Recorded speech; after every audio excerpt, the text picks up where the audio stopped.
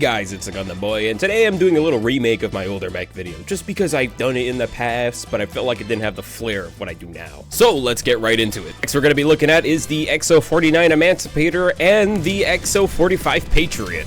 So, looking at the Patriot, it is good at crowd control, has anti-tank capabilities with 14 shots, but it's a heavy killer that's limited with its ammo. On the other hand, it's a Gatling gun, my little Gatling gun, Raka Daka. Then we have the Emancipator, which is great at crowd controlling. It's a great general purpose weapon that can counter all units. So this mech struggles with very little enemies, but there are a few that could be problematic for it. Just be sure not to call them the cardboard version of a Dreadnought because they're very passionate about using their mechs, and it was a joke! It was a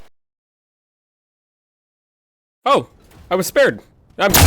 Something we should keep in mind is the durability of our mech, because we're not as armored as we think. And so we have the torso armor, which is at a medium pen of 3, which is important because if this breaks, well, you're dead. Then we have the arms, which are at a light pen of 2, making them vulnerable to light arms fire from enemies. And then we have the leg units, which are also at a light armor of 2, which is really important, because if these break, you're also dead.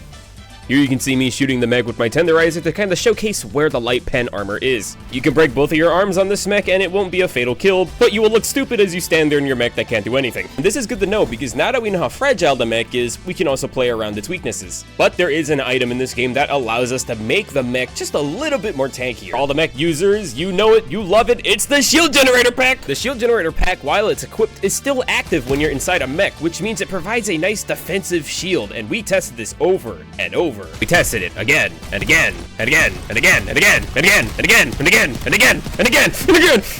And here's with it without the shield.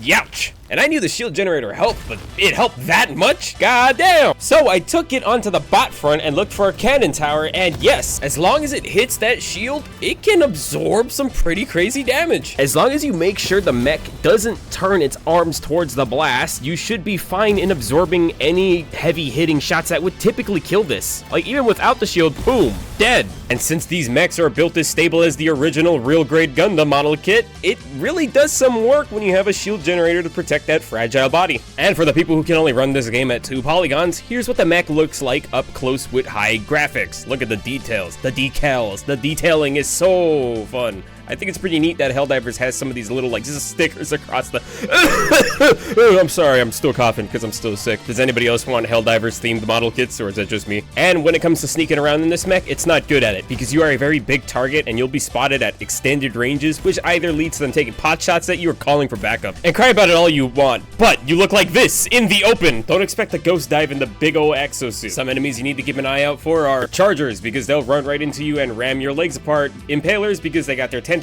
and they'll slap you around, Bile Titans for obvious reasons. Moving on to the bot front, it's specifically the Hulks that can shoot back at you, and this is one of the biggest killers of exosuits. This tank right here will blast you guys away in one shot. Scout Striders that show up on the level 8 difficulty with the rockets are very, very deadly against the mechs, because it says right here it does 400 explosion damage. The main threat on the Factory Strider is its top turret, but if you get too close, those chin guns can do a lot of damage. Base cannons and command bunkers are very, very deadly for mechs. Do not go head on against them. You can sneak up on them, that might be the best way to do it, but these guys typically win most 1-to-1 duels. I feel like I'm forgetting something. Oh yeah, harvesters. The harvesters are the biggest threat on the aluminum front. And while I did list off a lot of enemies that could be a threat to your mech isn't just a sitting duck. This duck has rockets and Gatling guns and autocannons. Always keep in mind the angle you're attacking enemies from, as you may have the advantage or you may not depending on where you're standing.